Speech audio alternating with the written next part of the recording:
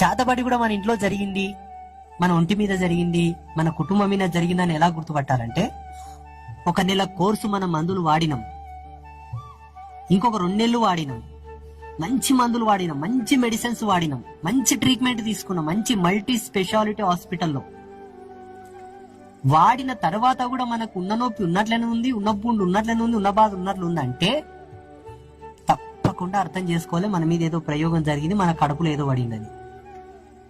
ఎన్ని పూజలు చేసినా, ఎన్ని ప్రయత్నాలు చేసినా, ఎన్ని యాత్రలకు పోయినా, ఎన్ని మంత్రాలు తంత్రాలు మనం పాటించుకున్నా మనకు ఫలితం శూన్యం అంటే ఎవడో కట్టుకట్టి పెట్టిండని గ్రహించాలి.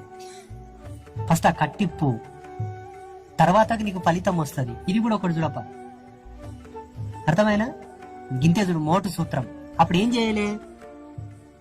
విద్య తెలిసిన వాడి దగ్గరనే గురి ఉంటది, గురి ఉన్నవాడే గుర్తు పెడతాడు, అందరూ పెట్టలేరు. తెలిసిన వాళ్ళతో కోరి, తెలియని వాళ్ళతో కోతిరంటే ఏం చేస్తారు తెలుసా? వెనకడికి ఒక కథ ఉంది. గుండు కొట్టమనిపోతే గొత్తు కోసినాడంట. అట్లా చేస్తారు. తెలియని వాళ్ళతో మాత్రం పోవద్దు. తెలిసిన వాళ్ళతో పోయి వాళ్ళతో ఒక గడ్డిపోసం అంతరించుకొని తెచ్చి నీ ఇంటి దర్వాజా కట్టుకొని నీకు గాంధీవమై కాపాడుతుంది.